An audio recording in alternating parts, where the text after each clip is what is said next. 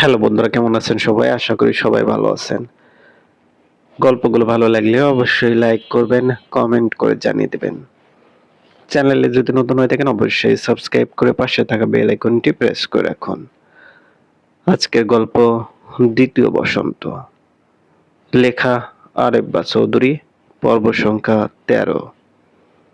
2 দিন হয়ে গেল কুহু পদ্মা পাড়ে আসে না। 2 দিন ধরে বটগাছটার নিচের জায়গাটা ফাঁকা পড়ে আছে।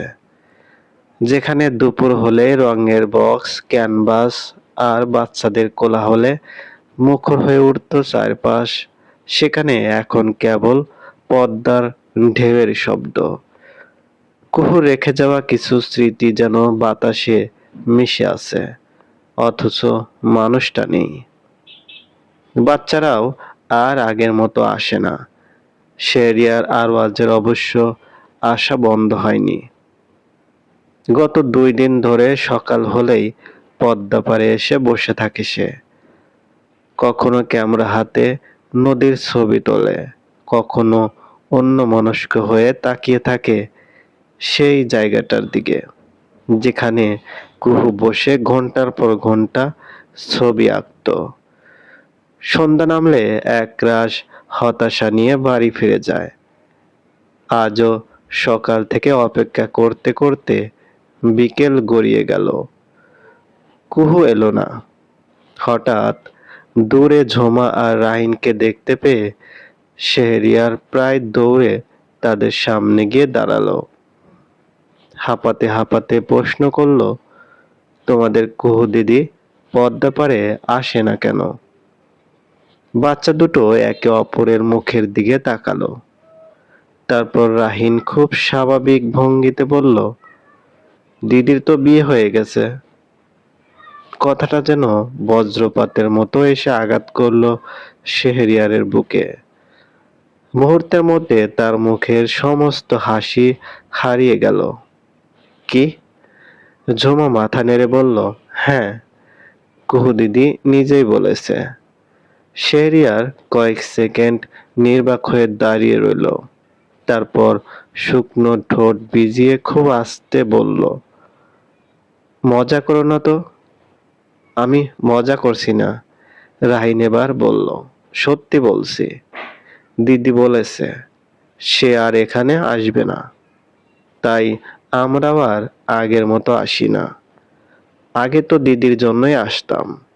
দিদি না থাকলে এখানে এসে করবোটাই বা কি? শেহরিয়ার যেন কথাগুলো শুনেও শুনল না। কবে বিয়ে হয়েছে? 2 দিন আগে।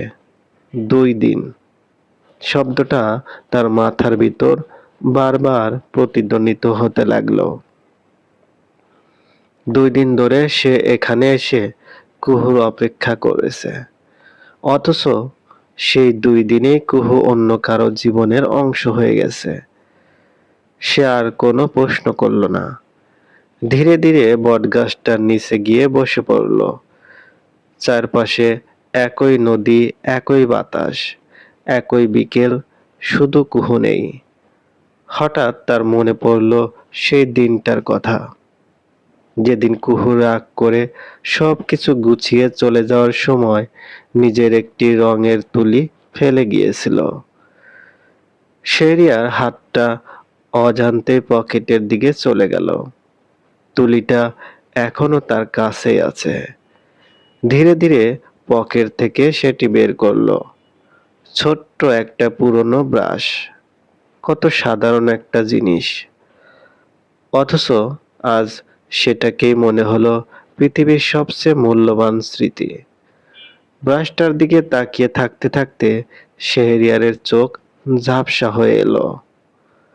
সে আঙ্গুলের ডগা দিয়ে ব্রাশটার হাতল ছুঁয়ে দিল। তারপর হঠাৎ বুকের কাছে টেনে নিল। চোখ থেকে এক ফোঁটা পানি গড়িয়ে পড়ল। শেহরিয়ার আর নিজেকে সামলাতে পারল না। অশ্রুসিক্ত চোখে ফিসফিস করে বলল, কেন এত মায়া তোমার চোখে কুহু? কণ্ঠটা কেঁপে উঠল। তুমি তো আমার নও, কোনো দিন হয়তো হবে না। তাহলে কেন তোমার চোখ দুটো আমার সমস্ত শান্তি কেড়ে নিল? তুমি যদি আমার হওয়ারই না হও, তাহলে ভাগ্য কেন তোমার সঙ্গে আমার পরিচয় করিয়ে দিল? কেন তোমার সামনে গিয়ে দাঁড়ানোর সেই সুযোগগুলো দিল? কেন তোমার একটা রাগী মুখ, একটা বিরক্ত দৃষ্টি, একটা ছোট্ট হাসি আমার কাছে এতটা গুরুত্বপূর্ণ হয়ে গেল? সে মুঠোয় ব্রাশটা শক্ত করে ধরে রাখলো। আমি তো তোমাকে চাওয়ার জন্য প্রস্তুত ছিলাম না। তুমি তো আমার জীবনের কোনো পরিকল্পনাতেই ছিলে না। তাহলে কখন যে তোমাকে ঘিরে আমার এত স্বপ্ন জমে গেল বুঝতেই পারলাম না। তোমার সঙ্গে কথা বলার জন্য অজুহাত খুঁজেছি। তোমাকে একবার দেখার জন্য প্রতিদিন এখানে এসে বসে থেকেছি। তোমার রাগ দেখেও হেসেছি। তুমি আমাকে এড়িয়ে গেলে নিজেকে বুঝিয়েছি একদিন ঠিক কথা বলবে। সে তিক্তভাবে হেসে ফেলল। আর আজ শুনছি তুমি অন্য কারো হয়ে গেছো। হাসিটা মুহূর্তেই মিলিয়ে গেল। তাহলে কেন আমার হৃদয় পুড়ছে কুহু? কেন মনে হচ্ছে কেউ বুকের ভিতর থেকে আমার কিছু একটা ছিনিয়ে নিয়ে গেছে? তোমাকে তো আমি কোনোদিন পাইনি। তাহলে হারানোর এই যন্ত্রণাটা এত তীব্র হচ্ছে কেন? শেহরিয়ার চোখ তুলে নদীর দিকে তাকালো। পদ্মার জল নির্দ্বিধায় বয়ে চলেছে। সে খুব নিচু স্বরে বলল, হয়তো তোমাকে পাওয়ার অধিকার আমার ছিল না, কিন্তু তোমাকে ভালোবেসে ফেলার জন্য তো আমি নিজের কাছে অনুমতি নিইনি। কিছুক্ষণ নীরব থেকে ব্রাশটার দিকে তাকালো। তোমার এই ছোট্ট ব্রাশটা রেখে দিয়েছি। জানি না কেন, হয়তো তোমার কাছে এটা একটা ফেলে যাওয়া জিনিস, আর আমার কাছে তোমার রেখে যাওয়া শেষ স্মৃতি। চোখের পানি মুছে আবারও বলল, কুহু, তুমি যদি আমার নাই হও, তবে অন্তত এটুকু বলো, আমার জীবনে এসে এতটা মায়া রেখে গেলে কেন? কোনো উত্তর এলো না। শুধু দূরে পদ্মার ঢেউ ভেঙে পড়ল কিনারে। শেহরিয়ার মাথা নিচু করে বসে রইল। তার হাতে তখনও কুহুর সেই ছোট্ট রঙের ব্রাশ। আর বুকের ভিতর একটাই প্রশ্ন ঘুরপাক খাচ্ছে, কিছু মানুষকে না পেয়েও কেন এত গভীরভাবে ভালোবেসে ফেলা যায়? পড়ন্ত বিকেলের বিষণ্ণ আলোর ছায়ার খেলা আর শান্ত পদ্মা নদীর মৃদু গর্জন যেন শেহরিয়ারের বুকের গোপন হাহাকার বাড়িয়ে তুলছিল কয়েক গুণ।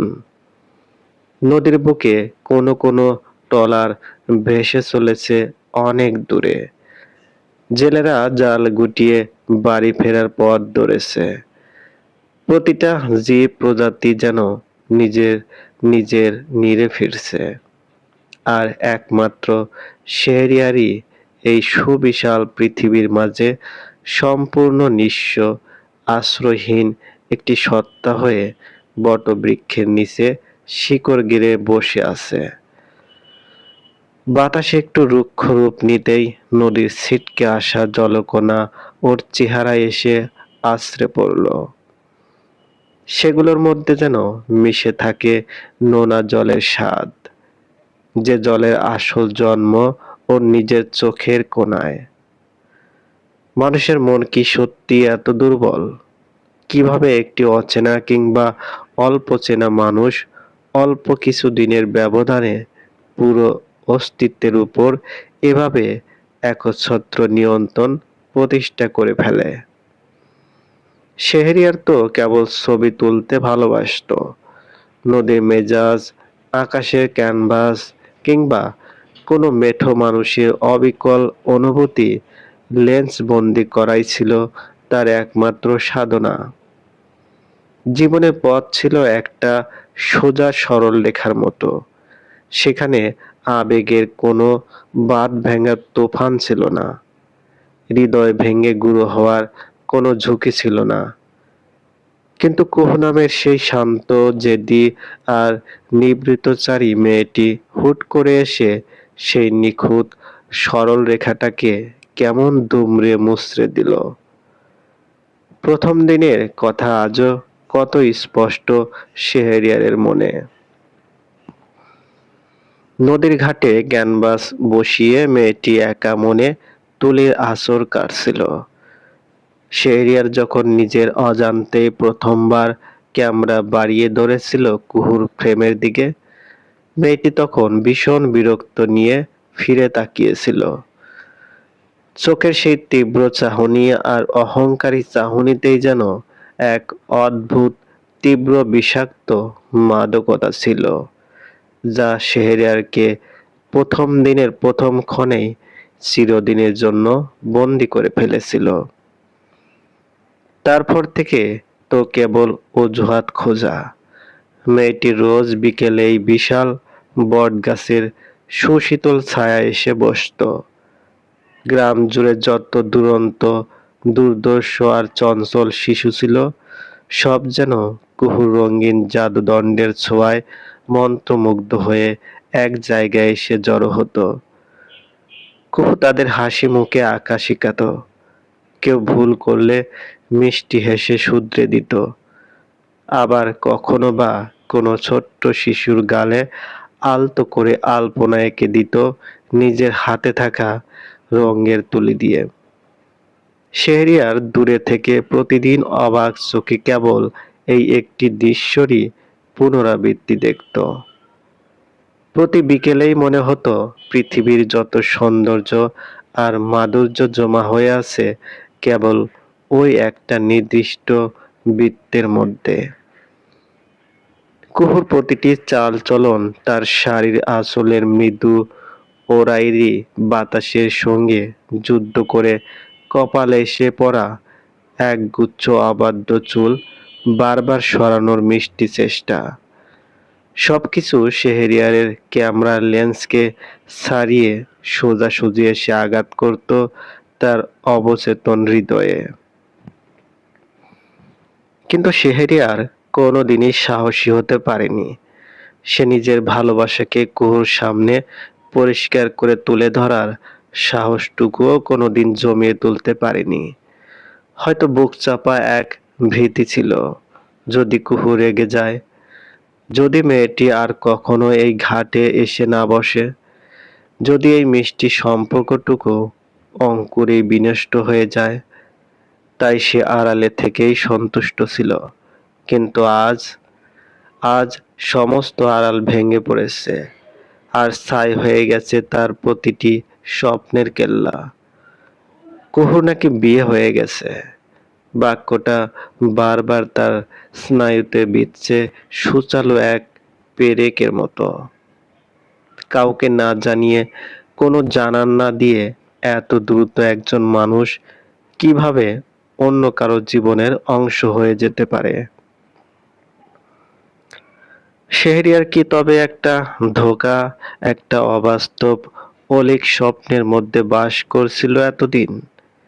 যে ভালোবাসার কোনো শুরু আনুষ্ঠানিকভাবে হয়নি, তার সমাপ্তি এত ভয়ানক নিদারুণ রূপ নেয় কিভাবে? হাতের তালুতে চেপে থাকা রঙের ব্রাশটার দিকে সে আবারও করুণ দৃষ্টিতে তাকালো। ক্ষয়ে যাওয়া কিছু কাঠ আর সামান্য কয়েক গাছি প্লাস্টিক ও পশুর লোমে তৈরি এই সাধারণ তুলিটাই এখন তার পৃথিবীর সবচেয়ে দামি জিনিস। ওতে যেন লেগে আছে কুহুর ডান হাতের স্পর্শ, আঙ্গুলের আলতো ঘর্ষণ। একটা সময় মনে হলো, যদি সে চিৎকার করে পদ্মার জলের কাছে জিজ্ঞেস করতে পারত, তবে কি জল তাকে কুহুর খোঁজ এনে দিত?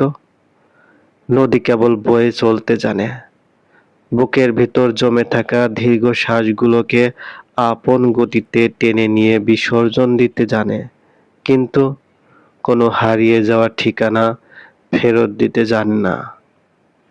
একটু দূরে শেহরিয়ারদের নিজের শহরের বাড়িতে অথবা শেহরিয়ারের পরিচিত বন্ধুদের গণ্ডিতে কত কোলাহল, কত আড্ডা, কিন্তু সেই কোলাহলগুলোর একটাও এখন তাকে টানতে পারে না। জিসানের জীবনের অচলাবস্থা যেমন তাকে নিজের চার দেওয়ালের ভেতর বন্দি করে ফেলেছে, শেহরিয়ারের অবস্থা কি তার চেয়েও কোনো অংশে আলাদা? একজাতিক মনস্তাত্ত্বিক যন্ত্রণায় দুজন বন্ধু দুদিক থেকে যেন কুঁকড়ে চুরমার হয়ে যাচ্ছে। শেহরিয়ার হাঁটু দুটোকে বুকের কাছে টেনে এনে কপাল ঠেকালো। বিকেল ফুরিয়ে আস্তে আস্তে আবছা আধার নেমে আসছে পদ্মার বুক জুড়ে। নীলচে আকাশটা লাল আর বেগুনির মিশ্রণে অদ্ভুত এক বিষণ্ণ ক্যানভাস তৈরি করেছে। কুহু থাকলে হয়তো আজ এই বিকেলের রঙের ছটা নিয়ে কত কথাই না বলতো। বলতো, দেখুন শেহরিয়ার সাহেব, প্রকৃতি কেমন অকৃপণ হাতে নিজের বিষাদ বিলিয়ে দিচ্ছে। অথচ আজ ক্যানভাস শূন্য, শিল্পী গায়েব, আর দর্শকের হৃদয়ে রক্তক্ষরণ। অন্যদিকে জিসান ও তরির জীবনে প্রতিদিনের নাটকীয়তা যেন এক চরম সীমায় গিয়ে পৌঁছাচ্ছে। শহর ছাড়িয়ে যে মানসিক ঝড়টা এখন জিসানের ছোট্ট ফ্ল্যাট আর কাজের জায়গায় হানা দিয়েছে, তার শেষ কোথায় জিসান নিজেও জানে না। রিমের সঙ্গে আজকাল জিসানের বেশ ভালোই সম্পর্ক তৈরি হয়েছে। বন্ধুত্বের সীমা পেরিয়ে রিমি যেন জিসানের অস্থির সময়গুলোর একজন নীরব শ্রোতা হয়ে উঠেছে। জিসানের সংসারে কি চলছে, তরির সঙ্গে তার সম্পর্কের কোথায় টানপোড়েন, কোন কথায় দুজনের মধ্যে ঝগড়া বাঁধে, এসবই এখন রিমির অজানা নয়। তবে রিমি কখনোই জিসানের দুর্বলতার সুযোগ নেয়নি, বরং অফিসে যতক্ষণ জিসান থাকে ততক্ষণ চেষ্টা করে তাকে অযথা মানসিক চাপ থেকে দূরে রাখতে। কখনো কাজের ফাঁকে গল্প করে, কখনো চায়ের কাপে দুটো হাসির কথা বলে, আবার কখনো জিসানকে পুরনো কোনো কথা মনে করিয়ে দিয়ে তার মনটা অন্যদিকে সরিয়ে দেয়। কারণ রিমি জানে দীর্ঘদিনের মানসিক যন্ত্রণা মানুষকে ভিতর থেকে কতটা ভেঙে দিতে পারে। একজন মানুষ যখন নিজের কষ্ট কারো কাছে খুলে বলতে পারে না, তখন সেই কষ্ট কখন যে ভুল সিদ্ধান্তের দিকে ঠেলে দেয় তা বোঝা কঠিন। জিসানও রিমির এই বন্ধুত্বের এক ধরনের স্বস্তি খুঁজে পেয়েছে, কিন্তু এই স্বস্তিটাই তরির চোখে ধীরে ধীরে অন্য অর্থ নিতে শুরু করলো। সংসারের চার দেওয়ালের ঘামে ভেজা দমবন্ধ পরিবেশ, মানসিক টানপোড়েন আর একতরফা সন্দেহে যে একটা ভালোবাসার সম্পর্ককে কতটা ধ্বংসাত্মক দিকে ঠেলে দিতে পারে, তরি তার জ্বলন্ত উদাহরণ। তরির ভিতরে যে নিরাপত্তাহীনতার বিষবৃক্ষ রোপিত হয়েছে, তার শিকড় এখন খুব গভীর। তরি নিজ হয়তো জিসানকে আঁকড়ে ধরে রাখতে চায়, কিন্তু আঁকড়ে ধরার তীব্রতা এত বেশি যে তা জিসানের গলায় ফাঁসের মতো চেপে বসছে। জিসান যখনই কাজের ক্লান্তি শেষে একটু কথা বলতে চায়, একটু মানসিক শান্তি খোঁজে, তরির মুখ থেকে বয়ে আসে একটার পর একটা অপ্রাসঙ্গিক ও কটু কথার বান। আগে রিমির নাম শুনলেই তরির ভিতরে অস্বস্তি হতো, এখন যেন সেই অস্বস্তি সন্দেহের রূপ নিয়েছে। জিসান অফিসে একটু দেরি করলে তার মনে হয় নিশ্চয়ই রিমির সঙ্গে আছে। ফোনে কারোর সঙ্গে হেসে কথা বললে মনে হয় ওপাশে হয়তো সেই মেয়েটাই। তরি সারাদিন ঘরের মধ্যে একা একা বসে এগুলোই ভাবে, আর তার কল্পনার জগৎ তৈরি করে ফেলে চরম এক বিষাক্ত পরিবেশ।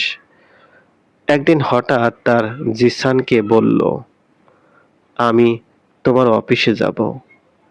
জিসান অবাক হয়ে তাকালো। অফিসে? তুমি কেন যাবে? এমনি, তোমার সঙ্গে থাকবো। জিসান কিছু বলার আগেই তরি সিদ্ধান্ত নিয়ে ফেলল। পরদিন সকালে জিসানের সঙ্গে অফিসে চলে গেল সে। প্রথম দিন ভেবেছিল হয়তো 1-2 ঘন্টা থাকবে, কিন্তু শেষ পর্যন্ত সারাদিনই অফিসে বসে রইল। জিসান যার সঙ্গেই কথা বলেছে, তরির চোখ সেখানে গিয়ে থেমেছে। বিশেষ করে রিমির সামনে এলেই তরির দৃষ্টি আরো কঠিন হয়ে উঠেছে। তরির চোখে মুখে তখন এক তীব্র ঘৃণা আর অবিশ্বাসের সুর।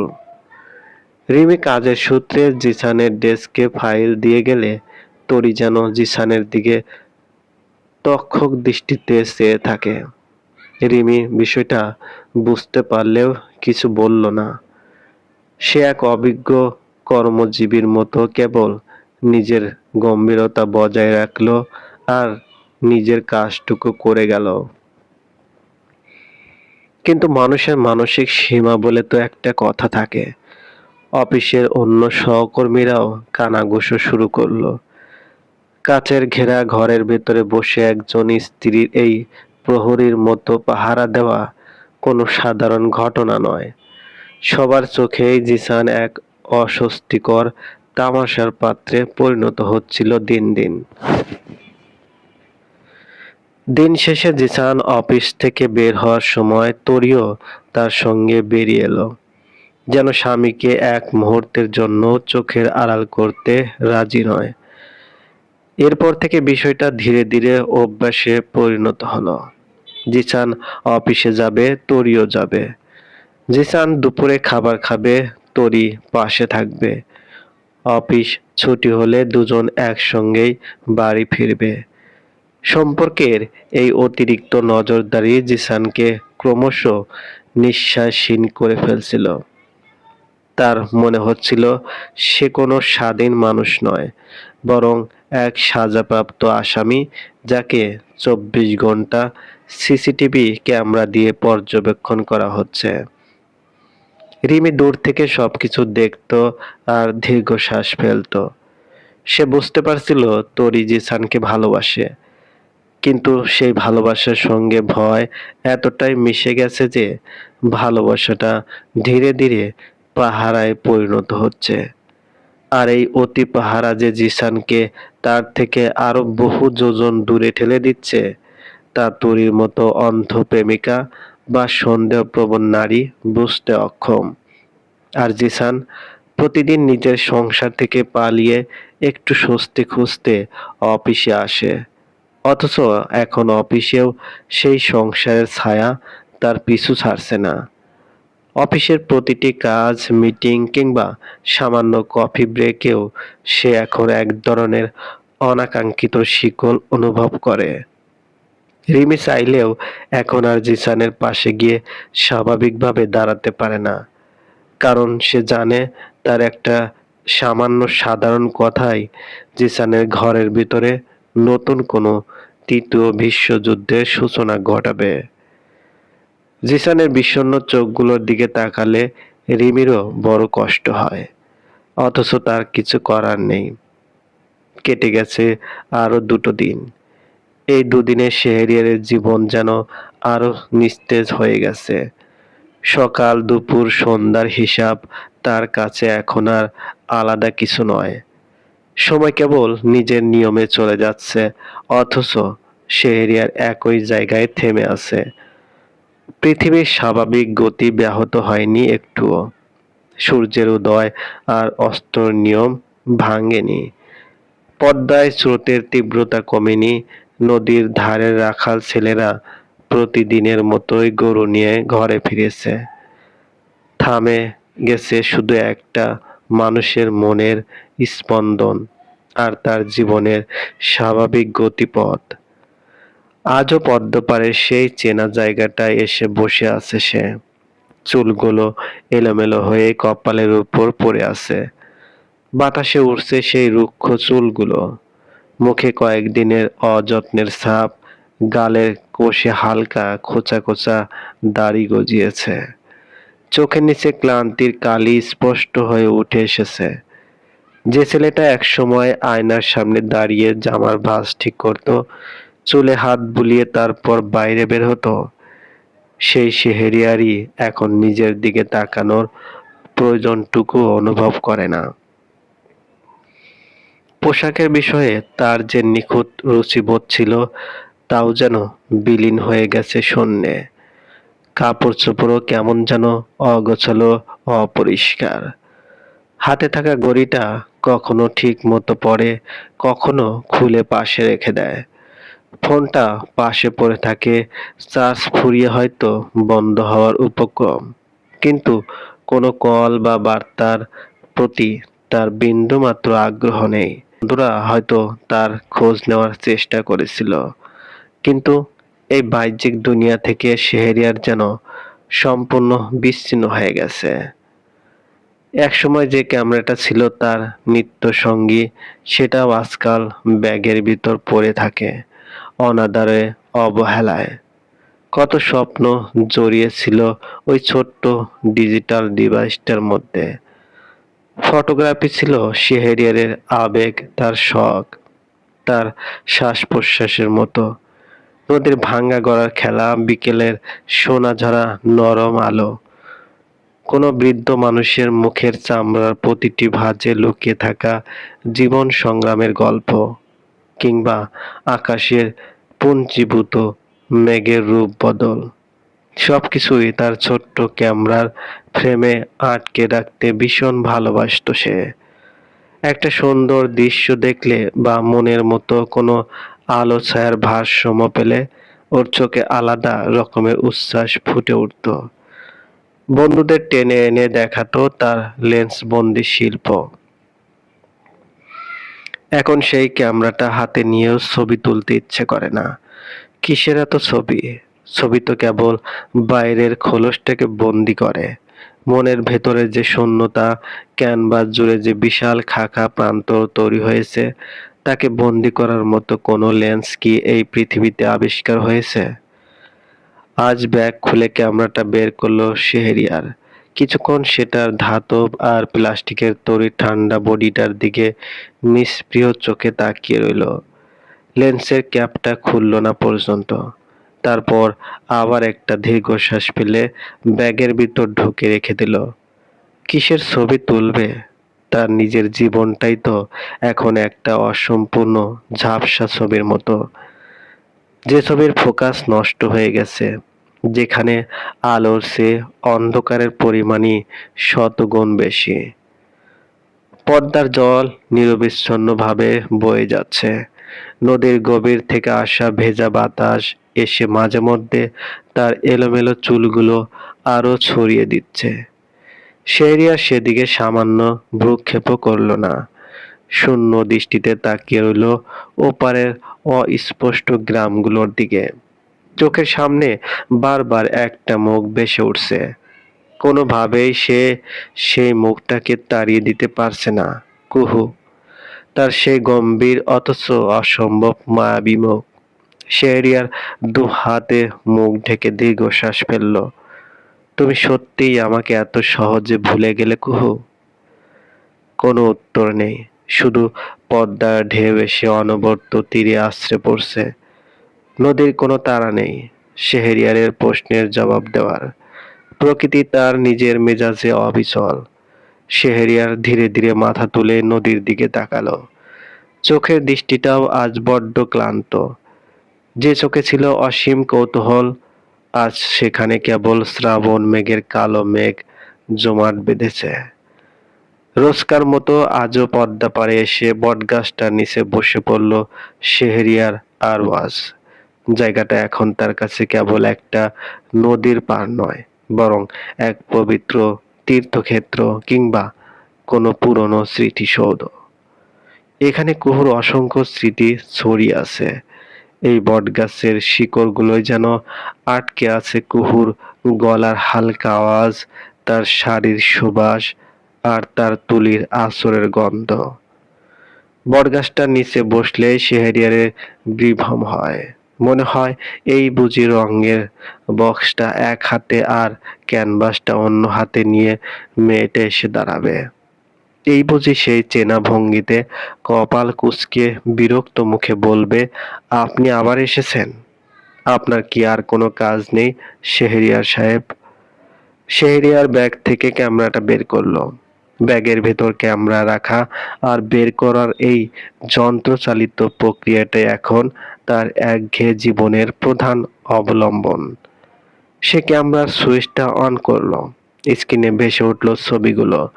একের পর এক ছবি খুলতে লাগলো সে। কুহুর ছবি। কখনো নদীর স্রোতের দিকে তাকিয়ে থাকা আনমনা কুহু, যার চোখের পাতায় বিকেলের শেষ রোদ এসে আলো ছায় খেলা তৈরি করেছিল। কখনো ছোট্ট ঝুমা আর রাহিনের সঙ্গে গভীর গল্পে মেতে থাকা হাসি খুশি কুহু, যেখানে তার গম্ভীরতার আড়ালে লুকিয়ে থাকা সেই মিষ্টি মেয়েটি উন্মোচিত হতো। কখনো বা ক্যানভাসের রঙের নিখুঁত আঁচড় দিতে দিতে এক মনে গভীর মনোযোগ দিয়ে বসে থাকা চিত্রশিল্পী কুহু। আবার কোনো কোনো ছবির একেবারে কোণে বা সাইডে অনিচ্ছাকৃতভাবে ধরা পড়ে যাওয়া তার একটি হাত, শাড়ির উড়ন্ত লাল আঁচল, কিংবা বাতাসের তোড়ে ছড়িয়ে পড়া ঘাড়ের কাছের এক গোছা কালো চুলের ঝলক। এই ছবিগুলোর ইতিহাস শেহরিয়ারের চেয়ে ভালো আর কে জানে। কিছু ছবি সে চুপি চুপি তুলেছিল কুহুর অজান্তে, ইচ্ছে করেই, কারণ সে জানতো চেয়ে নিলে কুহু কখনোই তাকে ছবি তোলার অনুমতি দিত না। আর কিছু ছবি তুলতে গিয়ে সে আসলে নদীর ব্যাকগ্রাউন্ড নিতে চেয়েছিল, কিন্তু কুহু ভাগ্যক্রমে সেই ফ্রেমের মধ্যে কোনো এক অদৃশ্য টানে চলে এসেছে, যা শেহরিয়ার তখন খেয়ালই করেনি। বাড়ি ফিরে ল্যাপটপে দেখার পর যার আনন্দ ছিল আকাশের সমান। শেহরিয়ার প্রতিটা ছবি ধীরে ধীরে গ্যালারি স্ক্রল করে একবার করে দেখলো, তারপর আবার দেখলো। প্রতিটা ফ্রেমে যেন কুহুর জীবনের এক একটা খণ্ডাংশ আটকে রয়েছে। সে কয়েকটা ছবিতে ঝুম করে কুহুর মুখটা আরো কাছে এনে স্পষ্ট করে দেখলো। তার আঙ্গুল আচমকা থেমে গেল একটি নির্দিষ্ট ছবির উপর। ছবিটায় কুহু নিচু হয়ে হাঁটু গেড়ে বসে একটা ছোট্ট শিশুর মাথায় পরম মমতায় হাত বুলিয়ে দিচ্ছে। তার মুখে ফুটে উঠেছে অপূর্ব এক স্বর্গীয় প্রশান্তির হাসি, যে হাসিতে কোনো কৃত্রিমতা ছিল না, কোনো আড়াল ছিল না, ছিল কেবল নির্ভেজাল এক ভালোবাসা। শেহরিয়ারের শুকনো ফাটল ধরা ঠোঁটের কোণে এক চিলতে বিষণ্ণ কিন্তু অতি মৃদু হাসি ফুটল। এই হাসিটা তো আমার জন্য কোনোদিন রাখলে না। কথাটা বলেই সে নিজেই নীরব হয়ে গেল। বিকেলের নিস্তব্ধতা যেন তার সেই চাপা আক্ষেপের স্বরকে আরো ভারী করে তুলল। সে বুঝতে পারল কতখানি একতরফা আর নিঃস্ব তার এই ভালো লাগা। কিছুক্ষণ পর আলতো করে ক্যামেরাটার পাওয়ার বাটন চেপে সেটা বন্ধ করে পাশে ঘাসের উপর রাখলো সে। ঠিক তখনই বাতাসটা যেন হঠাৎ তার গতিপথ পরিবর্তন করলো। একটা অজানা শিহরণ বয়ে গেল শেহরিয়ারের শিরদাঁড়া বেয়ে। সে অলসভাবে চোখ তুলে তাকালো নদীর পাড়ের কাঁচা রাস্তার দিকে। মেঠো পথ ধরে দূরে একজন নারী অবয়ব ধীর পায়ে এগিয়ে আসছে। পরনে একটি সুন্দর শাড়ি। দূর থেকে দেখা যাচ্ছে, কিন্তু তার হাঁটার ভঙ্গিটা কেমন যেন অদ্ভুত পরিচিত। সেই শান্ত, ধীর অথচ আত্মবিশ্বাসী পা ফেলার ভঙ্গি। শেহরিয়ার প্রথমে তেমন গুরুত্ব দিল না। তার মন ও মস্তিষ্ক এখন এতই বিষাদে আচ্ছন্ন যে সে সবকিছুতেই এক ধরনের বিভ্রম দেখে। কতদিন ধরে তো সে প্রতিটা শাড়ি পরা নারীর মাঝেই কুহুকে খোঁজার ব্যর্থ চেষ্টা করেছে, কিন্তু কয়েক পা মেয়েটি আরো এগিয়ে আসতেই শেহরিয়ারের বুকের ভেতরটা হঠাৎ তীব্রভাবে কেঁপে উঠল। থমকে গেল তার হৃদস্পন্দন। মেয়েটার অবয়বটা কুহুর মতো। দূর থেকে অবয়ব, উচ্চতা আর হাঁটার স্টাইল একেবারে কুহুর মতো। শেহরিয়ারের চোখের দৃষ্টি আর এক মুহূর্তের জন্যও সরল না। তার চোখ দুটো যেন ঠিকরে বেরিয়ে আসতে চাইল। মেয়েটা যত বেশি এগিয়ে আসছে শেহরিয়ারের বুকের ভেতরটা তত দ্রুত ধুকপুক করছে, যেন একটা আস্ত ড্রাম বাজছে ভেতরে। রক্তের গতিবেগ এক লাফে বহুগুণ বেড়ে গেছে। না, এটা সম্ভব নয়। কুহু তো কুহুর তো বিয়ে হয়ে গেছে। সে তো এখন অন্য শহরে, অন্য কারো সংসারে। সে কিভাবে এখানে আসবে? সে নিজের অজান্তেই ঘাসের উপর থেকে বিদ্যুৎ বেগে উঠে দাঁড়ালো। মেয়েটা আরো কাছে এলো। পদ্মার মিষ্টি বাতাস এসে তার শাড়ির আঁচলটা সামান্য উড়িয়ে দিল। আর ঠিক সেই মুহূর্তে সাজের ম্লান আলোয় মেয়েটার মুখটা ধীরে ধীরে শেহরিয়ারের কাছে স্পষ্ট থেকে আরো স্পষ্ট হয়ে উঠল। শেহরিয়ার আর নিজেকে কোনোভাবে আটকে রাখতে পারল না। বাস্তব আর কল্পনার মধ্যকার ভাত ভেঙে গেল। সে প্রায় দৌড়ে বা ছুটিয়ে গেল মেয়েটার অভিমুখে। মেয়েটা ঠিক কয়েক পা সামনে গিয়ে আচমকাই শেহরিয়ার আক্ষরিক অর্থেই থমকে দাঁড়িয়ে পড়ল। শরীরের সমস্ত শক্তি যেন এক লহমায় লোপ পেয়েছে। কয়েক মুহূর্ত কোনো কথা, কোনো ধ্বনি বের হলো না তার শুকিয়ে যাওয়া কণ্ঠনালী দিয়ে। চোখের সামনে সত্যিই কুহু দাঁড়িয়ে। শেহরিয়ারের মনে হলো চারপাশে সমস্বরে ডেকে ওঠা পাখির ডাক, পদ্মার গর্জনের শব্দ, বাতাসের হাহাকার, সবকিছু থমকে গেছে। সময় যেন এক জায়গায় স্থির হয়ে গেছে, জমে বরফ হয়ে গেছে। এতদিনের একাকী অপেক্ষা, অভিমান, বুক ভাঙা কষ্ট আর হারানোর তীব্র যন্ত্রণা সবকিছু যেন একটা মাত্র মুহূর্তে ধাক্কা খেয়ে স্তব্ধ হয়ে গেছে। সে বিশ্বাসই করতে পারছে না নিজের চোখে। কয়েকবার চোখের পাতা দ্রুত ফেলল সে। ভাবলো হয়তো কোনো তীব্র অলিক মরীচিকা তাকে গ্রাস করছে। তারপর খুব আস্তে কাঁপা কাঁপা স্বরে নিজের মনেই ফিসফিস করে বলল, আমি কি স্বপ্ন দেখছি? কুহু ঠিক তার সামনেই দাঁড়িয়ে আছে, জীবন্ত ক্যানভাস আর রঙের সুবাস ছড়ানো সেই বাস্তব কুহু।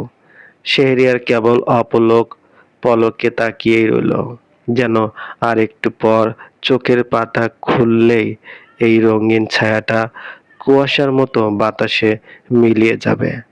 তার বুঝে আসা কাঁপা গলায় অজান্তেই বেরিয়ে এলো একটাই আকুল শব্দ, কুহু। চলবে। গল্পটি ভালো লাগলে অবশ্যই লাইক করবেন, কমেন্ট করে জানিয়ে দিবেন। আর চ্যানেলে যদি নতুন হয়ে থাকেন অবশ্যই সাবস্ক্রাইব করে পাশে থাকা বেল আইকনটি প্রেস করে রাখুন, যাতে নতুন নতুন ভিডিও আপলোড করার সাথে সাথে আপনার নোটিফিকেশনে চলে যায়। অলরেডি যারা সাবস্ক্রাইব করে রেখেছেন তাদেরকে অসংখ্য ধন্যবাদ।